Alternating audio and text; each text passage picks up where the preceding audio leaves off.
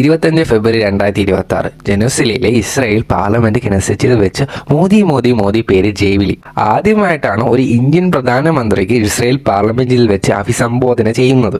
India stands with Israel firmly with full conviction in this moment and beyond. 32 മിനിറ്റിന്റെ speech കഴിഞ്ഞപ്പോൾ പ്രധാനമന്ത്രി മോദിക്ക് standing ovation കൊടുത്തു. കുറച്ച് കഴിഞ്ഞപ്പോൾ പോഡിയത്തിനെടുത്ത ആൾക്കാർക്കും എല്ലാം കൂടി വന്നു. ഇസ്രായേൽ ലോ മേക്കേഴ്സ് ഓരോരുത്തരായിട്ട് ഫ്രണ്ടിൽ വന്നു മോദിയുമായിട്ട് സെൽഫി എടുക്കുന്നു. കണ്ടാത്തോന്നും മോദിജി ഇസ്രായേൽ പാർലമെന്റിലല്ല BJPയുടെ ഡൽഹി ഹെഡ്ക്വാർട്ടേഴ്സിൽ വന്നതാണ്. സ്നേഹവും റെസ്പെക്റ്റും അല്ലാണ്ട് മോദിജിക്ക് ഇസ്രായേലി സ്പീക്കർ ഓഫ് ദി കെനസെറ്റ് മെഡലും നൽകി ആദരിച്ചു. ഇസ്രായേൽ ആദ്യമായിട്ടാണ് മറ്റൊരു കൺട്രിയുടെ ലീഡറിന് ഇത് കൊടുക്കുന്നത്. പൊതുവെ പറഞ്ഞാൽ നമ്മുടെ കൺട്രിക്ക് ഒരു പ്രൗഡ് മൂവ്മെന്റ് ആണ്. കാരണം നമ്മുടെ പ്രധാനമന്ത്രിക്ക് മറ്റൊരു കൺട്രിയിൽ നിന്നും നല്ല റെസ്പെക്റ്റും ലവും കിട്ടുന്നുണ്ട്.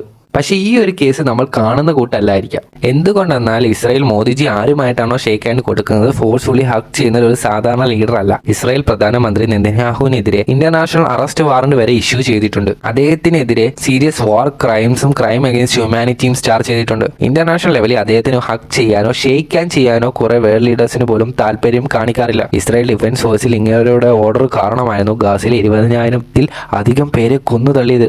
അതിൽ 20,000 കൊച്ചു കുട്ടികളുമായിരുന്നു. ഞാൻ ജസ്റ്റ് ഒഫീഷ്യൽ ഫിഗേഴ്സ് മാത്രമാണ് പറയുന്നത്. ഈ കാര്യം ഇസ്രായേൽ വരെ സമ്മതിക്കുന്നുണ്ട്. ഇന്ന് ലോകത്തിലെ 124 കൺട്രീസിലും അദ്ദേഹത്തിന് പോകാൻ പറ്റത്തില്ല. അവിടെ പോയി കഴിഞ്ഞാൽ അദ്ദേഹത്തിന് അറസ്റ്റ് ചെയ്യും. 2 വർഷം ഗാസയിൽ ജനോസൈഡ് കാരണം ഇന്റർനാഷണൽ കമ്മ്യൂണിറ്റിയിൽ നിന്നും നെതന്യാഹുവിനെ പുറത്താക്കി. അമേരിക്ക ഒഴിച്ച് വേറെ വലിയ ഡെമോക്രസി കൺട്രീസ് ഓപ്പൺ ആയിട്ട് ഇസ്രായേലിന്റെ കൂടെ നിന്നിട്ടില്ല. ഇസ്ലാമിക് രാജ്യങ്ങൾ മാത്രമല്ല, UK, France, Germany, south Africa, Japan, ജനാധിപത്യ രാജ്യങ്ങളിൽ നിന്നും ചൈന, റഷ്യ വരെ എല്ലാവരും ഇസ്രായേലിന്റെ നടപടികൾ ശക്തമായി വിമർശിച്ചു. ഈ സമയത്ത് നെതന്യാഹുവിന്റെ ഇമേജ് പൂർണ്ണമായി മങ്ങിപ്പോയപ്പോൾ അതേ സമയത്ത് ലോകത്തിലെ ഏറ്റവും വലിയ ഡെമോക്രസിയായ രാജ്യത്തിലെ പ്രധാനമന്ത്രി സന്തോഷത്തോടെ കൂടെ പോയി നെതന്യാഹുവിനെ കെട്ടിപ്പിടിക്കുന്നു. അദ്ദേഹത്തിന്റെ കൂടെ ഡിന്നർ കഴിക്കുന്നു, അദ്ദേഹത്തിനെ ഫ്രണ്ടെന്ന് വിളിക്കുന്നു, ഇസ്രായേലിനൊപ്പം ഉറച്ചു നിൽക്കുമെന്ന് പ്രഖ്യാപിച്ചു.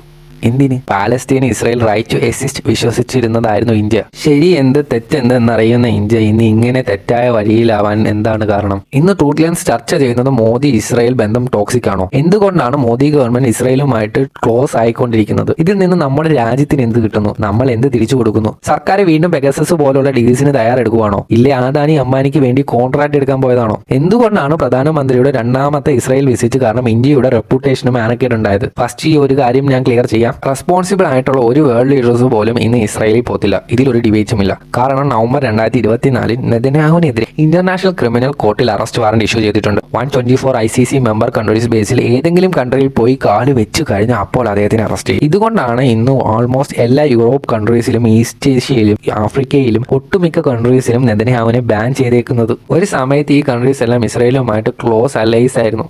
ഇപ്പോൾ ഇസ്രായേലുമായിട്ട് മാക്സിമം ഡിസ്റ്റൻസ് ഇട്ടാണ് നിൽക്കുന്നത്. ഡൊമസ്റ്റിക് ഫ്രണ്ടിൽ നെതന്യാഹുവിന്റെ കണ്ടീഷൻ അത്ര നല്ലതല്ല. വാർ കാരണം ഇസ്രായേൽ എക്കണോമിയുടെ അവസ്ഥ മോശമാണ്. അതേപോലെ നെതന്യാഹുവിനെതിരെ സീരിയസ് ആയിട്ട് കറപ്ഷൻ അലിഗേഷനും ഉണ്ട്. സർക്കാർ നീതിന്യായ വ്യവസ്ഥയുമായി സംഘർഷം നേരിടുന്നു. ഒക്ടോബർ 7 ഹമാസ് അറ്റാക്ക് നടന്നപ്പോൾ വലിയ സുരക്ഷാ വീഴ്ച ഉണ്ടായിട്ടും സർക്കാർ ഇതുവരെ ഒരു ഉത്തരവാദിത്വം ഏറ്റെടുത്തിട്ടില്ല. ഇതിന്റെ ഇടയ്ക്ക് അടുത്ത ഇലക്ഷനും വരുന്നു. ഈ ഒരു സിറ്റുവേഷനിൽ നെതന്യാഹുവിന് ഒരു മാസ്റ്റർ സ്ട്രോക്കിന്റെ ആവശ്യമുണ്ടായിരുന്നു. അദ്ദേഹത്തിന്റെ ഇമേജ് മേക്ക് ഓവർ ചെയ്യണമായിരുന്നു. മാസ്റ്റർ സ്ട്രോക്കിന്റെയും ഇമേജ് മാനേജ്മെന്റിന്റെയും കാര്യം പറയുമ്പോൾ നമ്മുടെ മോദിജി എങ്ങനെ മാറ്റി നിർത്താൻ പറ്റും?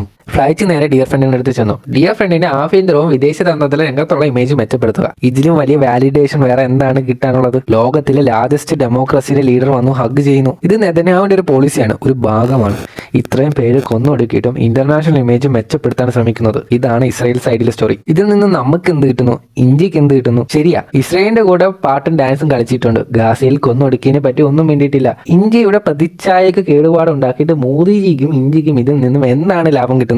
ഫസ്റ്റ് നമുക്ക് ഇന്ത്യക്ക് കിട്ടുന്ന ബെനിഫിറ്റ്സിനെ പറ്റി പറയാം. അതും കഴിഞ്ഞ് മോദിജിക്ക് കിട്ടുന്ന ബെനിഫിറ്റ്സിനെ പറ്റിയും പറയാം. ഇസ്രായേൽ എന്ന് പറയുമ്പോൾ തന്നെ നമ്മുടെ മൈൻഡിൽ വരുന്നത് hi-tech weapons, drones, missiles, air defence സിസ്റ്റമാണ്. സ്റ്റോക്ക്ഹോം ഇന്റർനാഷണൽ പീസ് റിസർച്ച് ഇൻസ്റ്റിറ്റ്യൂട്ടിൽ പറയുന്നത് 2020 തൊട്ട് 2024 വരെ ഇസ്രായേലിൽ നിന്നും ടോട്ടൽ ആംസ് എക്സ്പോർട്ടിൽ 34% ഭാഗം മാത്രം ഇന്ത്യക്കായിരുന്നു. ഇസ്രായേലിൽ നിന്നും അപ്രോക്സിമേറ്റ്ലി $20 ബില്യൺ ആംസ് എക്സ്പോർട്സ് ആണ് നടന്നത്. ഇന്ത്യ ഇസ്രായേലിന്റെ നമ്പർ 1 ആംസ് കസ്റ്റമർ ആണ്. ഇസ്രായേൽ ഇന്ത്യയുടെ 3rd ലാർജസ്റ്റ് ആംസ് സപ്ലയർ ആണ്. എന്ന് വെച്ചാൽ റഷ്യ, ഫ്രാൻസ് കഴിഞ്ഞാൽ ഇസ്രായേലാണ്. ഇന്ത്യസ് ടോട്ടൽ ഡിഫൻസ് ഇമ്പോർട്ടിൽ 13% ഇസ്രായേലിൽ നിന്നാണ് വരുന്നത്.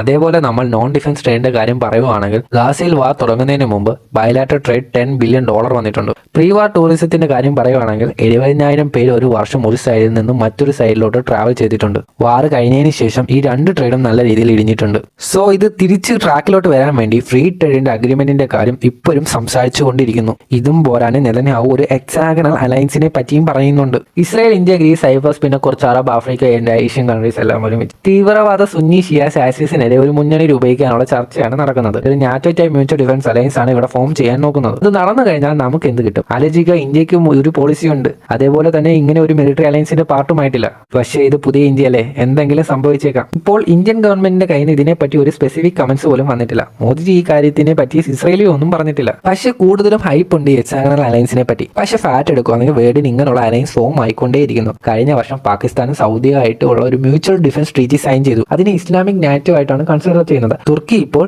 ആ അലയൻസിലും ജോയിൻ ചെയ്തിട്ടുണ്ട്. ഇത്തരം സാഹചര്യത്തിൽ ഈ പ്രദേശത്ത് ഒരു കൗണ്ടർ സഖ്യത്തിന് ഇന്ത്യ ചേർന്നാൽ അത് ഇന്ത്യക്ക് ലാഭകരമാകും. സോ അലയൻസ് ചേർന്ന് കഴിഞ്ഞാൽ എങ്ങനെ traditional alliance like Iran, Saudi അറേബ്യയൊക്കെ നമ്മൾ എങ്ങനെ മാനേജ് ചെയ്യും? അറബ് നേഷൻസിന് നമ്മുടെ ഇമേജ് നിങ്ങൾ എങ്ങനെ സംരക്ഷിക്കും? അത് ഇനി കൂടുതൽ ബുദ്ധിമുട്ടായിരിക്കും. ഇസ്രായേലിന്റെ കൂടെ മിലിറ്ററി അലയൻസ് എന്ന് വെച്ചാൽ ഇസ്രായേലിനൊപ്പം ചേർന്നാൽ നമ്മുടെ കയ്യിലും രക്തക്കറയാകും. ക്രൂരമായ കാര്യത്തിൽ നമ്മൾ പങ്കാളിയാകേണ്ടി വരും. 1919 തൊട്ട് നമ്മൾ ഇസ്രായേലിന്റെ കയ്യിൽ നിന്നും ആംസ് ആൻഡ് അമൂണിഷൻ മേടിച്ചുകൊണ്ടേയിരിക്കുന്നു. 30 വർഷത്തിനിടെ ഇസ്രായേലിന്റെ സംവിധാനങ്ങൾ ഇന്ത്യയുടെ പ്രതിരോധ രംഗത്ത് ശക്തമായി ഏകീകരിക്കപ്പെട്ടിരിക്കുകയാണ്. Like missiles, radar, drone, electronic warfare, ഇതെല്ലാം ഇസ്രായേലിൽ നിന്നാണ് വരുന്നത്. ഇതിനെ ഫോഴ്സ് മൾട്ടിപ്ലൈസ് എന്നും വിളിക്കും. ഇന്ത്യയിലുള്ള റഷ്യൻ അമേരിക്കൻ സിസ്റ്റത്തിനെ അപ്ഗ്രേഡ് ആക്കാനും കൂടുതൽ ടൈം എഫക്റ്റീവ് ആക്കാനും പവർഫുൾ ആയിരിക്കാനും സഹായിക്കുന്നു. ഓപ്പറേഷൻ സിന്ദൂറിൽ ഈ സിസ്റ്റം ഡയറക്റ്റ് ആയിട്ടാണ് യൂസ് ചെയ്തത്. സാധാരണ ബോംബുകളെ കൃത്യതയോടെ ലക്ഷ്യത്തിലെത്തിക്കുന്ന പ്രിസിഷൻ ഗൈഡ് ആയുധങ്ങളാക്കി മാറ്റുന്ന സ്പൈസ് GPS ഐനസ് കിറ്റുകൾ, ഡീപ് പെനട്രേഷൻ സ്ട്രൈക്കിന് വേണ്ടി റാംബേജ് മിസൈലും യൂസ് ചെയ്തിട്ടുണ്ട്.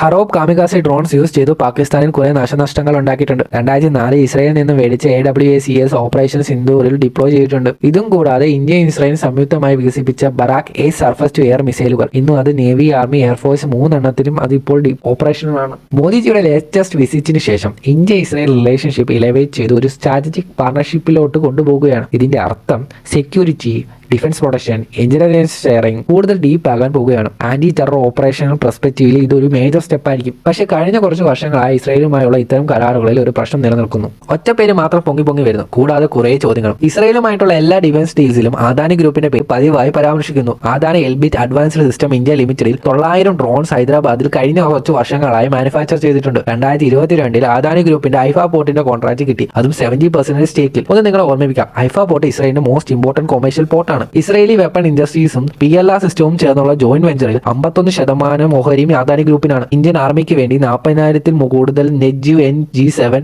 ലൈറ്റ് മിഷൻ ഗൺസ് 2200 കോടിയുടെ വർത്തുള്ള കോൺട്രാക്റ്റും അദാനിക്കാണ് കിട്ടിയത്.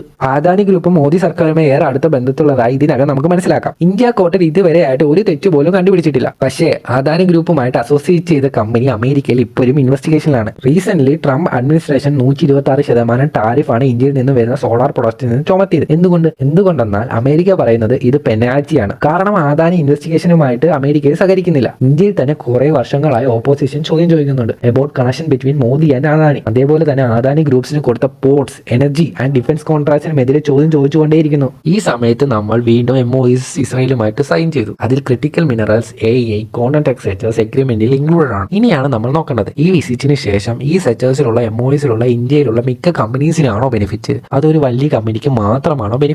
കറപ്ഷനും പാട്രോണേജും നമ്മൾ മാറ്റിയാൽ എന്നാലും മോദി സർക്കാരും ഇസ്രായേലുമായിട്ടുള്ള സ്നേഹം മനസ്സിലാക്കാൻ അത്ര വലിയ പാടില്ല. Bharatiya Janata Party, India's right wing, ഇസ്രായേലുമായിട്ടുള്ള സ്നേഹം അല്പം പരസ്പരം ആശ്രയിച്ചുള്ള ബന്ധമാണ്. കാരണം അവരുടെ ഐഡിയോളജിയും സയോണിസ്റ്റിന്റെ ഐഡിയോളജിയും ക്വൈറ്റ് സിമിലർ ആണ്.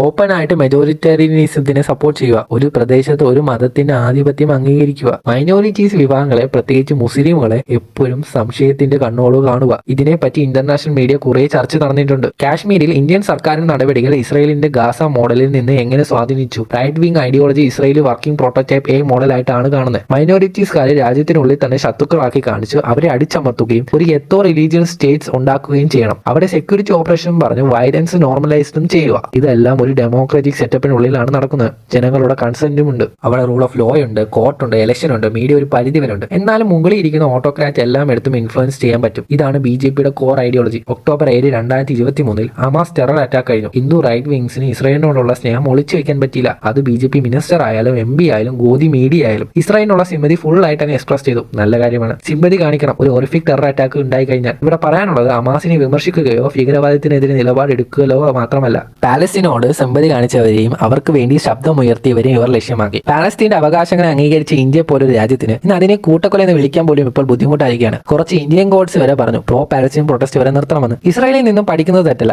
അത് എന്തുകൊണ്ടാണെന്ന് ചെയ്യുന്നത് എന്ന് മനസ്സിലാക്കണം. സർക്കാരിന് അനുകൂലമാകാനും സാധിക്കണം. പക്ഷേ കാര്യം ഇവിടെ തീർന്നില്ല. ഇത് വലിയ വിഷമായിക്കൊണ്ടിരിക്കുകയാണ്. ഇന്ത്യൻ സർക്കാരിനെ വിമർശിക്കുന്നവരെ അടിച്ചമർത്താൻ BJPക്ക് ഉപകരണം നൽകുന്നതിൽ ഇസ്രായേൽ പിടിക്കപ്പെട്ടിട്ടുണ്ട്. എല്ലാവർക്കും പെഗസസ് കേസ് ഓർമ്മയുണ്ടോ? ആരെങ്കിലും മറന്നുപോയിട്ടുണ്ടോ? ഈ ഇടയ്ക്ക് എല്ലാവർക്കും മറവി രോഗമൊക്കെ ഉള്ളതല്ലേ? ഇസ്രായേലി NSO ഗ്രൂപ്പാണ് ഈ സ്പൈവെയർ ഡെവലപ്പ് ചെയ്തത്. ഇങ്ങനെയുള്ള Indian journalist, opposition politicians, lawyer, right activist എല്ലാവരുടെയും ഫോൺ ടാപ്പ് ചെയ്യാൻ വേണ്ടി സർക്കാർ യൂസ് ചെയ്തതാണ്. ഒരു ആന്റി ടെറർ ടൂള് സർക്കാർ സ്വന്തം ജനങ്ങൾക്കെതിരെ യൂസ് ചെയ്തു. ഇതിൽ നിന്ന് വ്യക്തമാണ് സർക്കാർ അവരെ നിരീക്ഷിക്കാൻ ശ്രമിച്ചതാണെന്ന്. മോദി ഗവൺമെന്റ് ഇത് ഒഫീഷ്യലി ഒന്നും കൺഫേം ആക്കിയിട്ടില്ല. ഈ കാര്യത്തിൽ സുപ്രീം കോർട്ടിലെ കമ്മിറ്റിയുടെ റിപ്പോർട്ട് വരെ പബ്ലിക് ആക്കിയിട്ടില്ല. പിന്നെ കോർട്ട് അതിന് നിരാശ പ്രകടിപ്പിച്ചു. എന്തുകൊണ്ടെന്നാൽ സർക്കാർ ഇൻവെസ്റ്റിഗേഷനുമായിട്ട് കോപ്പറേറ്റ് ചെയ്യുന്നില്ല. ഞങ്ങൾ എന്ത് ചെയ്യാനാ? ഇതെല്ലാം നടന്നുകൊണ്ടിരിക്കുമ്പോൾ മോദിജി വീണ്ടും ഇസ്രായേലിൽ പോയി. ജനങ്ങളുടെ മൈൻഡിൽ വീണ്ടും ചോദ്യമായി, മോദിജി അദാനി ഗ്രൂപ്പിന് വീണ്ടും പുതിയ ഡീൽ ഉണ്ടാക്കാനാണോ അതോ പുതിയ സ്പൈവർ ഇസ്രായേലിൽ നിന്ന് കൊണ്ടുവരാനാണോ എന്ന്. എന്നാൽ ഇന്റർനെറ്റിൽ വൈറലായ വാർത്തയിൽ സത്യമുണ്ടോ? മോദി സർക്കാർ സ്വന്തം ജനങ്ങൾക്കെതിരെ പെഗസസ് യൂസ് ചെയ്താലോ? അതേപോലെ തന്നെ ഇസ്രായേലി സർക്കാർ നമ്മുടെ സർക്കാരിനെ അറ്റാക്ക് ചെയ്യാൻ പെഗസസ് പോലെ ഉള്ള സോഫ്റ്റ്വെയർ ഉപയോഗിച്ചാലോ? നമ്മുടെ സർക്കാരിനെ കെണിയിൽ അകപ്പെടുത്തിയതാണോ? കോംപ്രമൈസ് ചെയ്യിപ്പിച്ചതാണോ?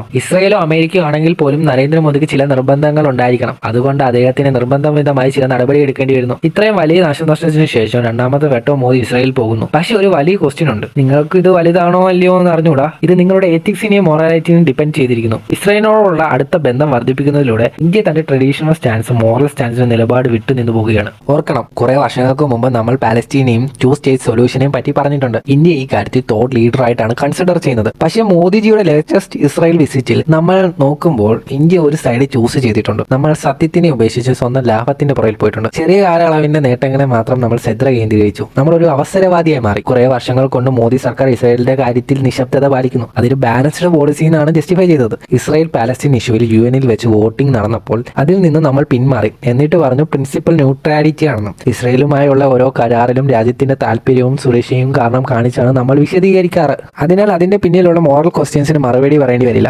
ലാഭം എല്ലായിടത്തും കാണാനാകില്ല. സുരക്ഷയെ മാത്രം കാരണം കാണിക്കാനും ആകില്ല. ചിലപ്പോഴൊക്കെ ശരിയും തെറ്റും തിരിച്ചറിയണം. ഹ്യൂമാനിറ്റിയും ഇൻഹ്യൂമൻ ബിഹേവിയറും തിരിച്ചറിയാൻ ശ്രമിക്കണം. ഞാൻ എക്സ്പ്ലെയിൻ ചെയ്തുതരാം. 1988 പാലസ്തീനെ സ്റ്റേറ്റ് ആയിട്ട് ഫോർമലി റെക്കഗ്നൈസ് ചെയ്ത് ലോകത്തിലെ ഫസ്റ്റ് നോൺ അറബ് കൺട്രി ഇന്ത്യയാണ്. ഇതൊരു സിംബോളിക് ജസ്റ്റർ അല്ല, ക്ലിയർ ലൗഡ് പൊളിറ്റിക്കൽ സ്റ്റേറ്റ്മെന്റ് ആയിരുന്നു. പാലസ്തീനെ സപ്പോർട്ട് ചെയ്തുകൊണ്ട് കുറെ വർഷം അറബ് വേൾഡിൽ ഉണ്ടാക്കിയ ഒരു ട്രസ്റ്റഡ് വോയിസും നല്ല ഇമേജ് മെയിൻറ്റെയിൻ ചെയ്യാൻ പറ്റി. 1992 ഇസ്രായേലുമായിട്ട് ഡിപ്ലോമാറ്റിക് റിലേഷൻഷിപ്പ് എസ്റ്റാബ്ലിഷ് ചെയ്തു. ആർംസ് ഡീൽ തുടങ്ങി. പയ്യെ ഇന്ത്യ രണ്ട് സൈഡും ഹാപ്പി ആക്കാൻ നോക്കി തുടങ്ങി. ഒരു കൈ കൊണ്ട് പാലസ്തീൻ റെഫ്യൂജീസിന് വേണ്ടി UNRWAക്ക് ഫണ്ട് ചെയ്തു. രണ്ടാമത്തെ കൈ കൊണ്ട് ഇസ്രായേലിന് ആംസ് മേടിക്കാൻ തുടങ്ങി. സ്ട്രാറ്റജിക് അംബിഗ്വിറ്റി എന്ന പേരിൽ നമ്മൾ ഇതിനെ വർഷങ്ങളായി ബാലൻസ് ചെയ്തുകൊണ്ട് വരികയായിരുന്നു. 2014 ശേഷം ഇസ്രായേലിനുള്ള എക്സൈറ്റ്മെന്റ് കൂടി വരികയായിരുന്നു. എത്ര നാളെ BJP അവരുടെ മോഡൽ സ്റ്റേറ്റുമായിട്ട് ഡിസ്റ്റൻസ് ഇട്ട് നിൽക്കുന്നത്. 2017 ഇസ്രായേൽ വിസിറ്റ് ചെയ്ത ആദ്യത്തെ പ്രധാനമന്ത്രി നമ്മുടെ നരേന്ദ്രമോദിയായിരുന്നു. പക്ഷെ നമ്മൾ ഇപ്പോൾ പാലസ്തീനെ ഫുൾ ആയിട്ട് ഒഴിവാക്കില്ല. നമ്മൾ ഇസ്രായേലുമായിട്ട് അടുപ്പം കൂടുതലായി. പക്ഷേ ഇടയ്ക്കിടയ്ക്ക് പാലസ്തീൻ ലീഡർ ഒന്ന് കാണും. പിന്നെ 2 സ്റ്റേറ്റ് സൊല്യൂഷനെ പറ്റി വീണ്ടും ഒന്ന് സംസാരിക്കും. മൊത്തത്തിൽ അവരെ എടുത്ത് കടലിലൊന്നും കടന്നിട്ടില്ല. ഗാസ, വെസ്റ്റ് ബാങ്കിൽ പീസ് തിരിച്ചെടുക്കാനുള്ള നടപടികൾ നമ്മൾ വീണ്ടും ചർച്ച ചെയ്തുകൊണ്ടേയിരുന്നു. പക്ഷേ ഒക്ടോബർ 7 അറ്റാക്കിന് ആംബിഗ്വിറ്റി മൊത്തത്തിൽ ഇല്ലാതായി. It broke down. കുറെ വർഷങ്ങളായിട്ട് നമ്മൾ ഒരു ചരട് പിടിച്ചുകൊണ്ടിരുന്നു. നമ്മൾ ആ ചരട് അങ്ങ് പൊട്ടിച്ചു കളഞ്ഞു. 2023 ഇന്ത്യ ഒഴിച്ച് 120 രാജ്യങ്ങൾ ഹ്യൂമാനിറ്റേറിയൻ ട്രൂസിന് വേണ്ടി ഗാസയെ വോട്ട് ചെയ്തു. 2024 ഇസ്രായേലിലേക്കുള്ള ആയുധ വിൽപ്പന നിർത്താനുള്ള റെസൊല്യൂഷനിൽ നിന്നും നമ്മൾ പിന്മാറി. ജൂൺ 2025 57,000 മരണം കഴിഞ്ഞപ്പോഴും സീസ് ഫയർ റെസൊല്യൂഷനിൽ നിന്നും നമ്മൾ പിന്മാറി. നിങ്ങൾക്ക് ഇനി പറയുന്നത് വൃത്തിയായിട്ട പണിയാണെന്ന്. പക്ഷേ ബിസിനസ് അല്ലേ?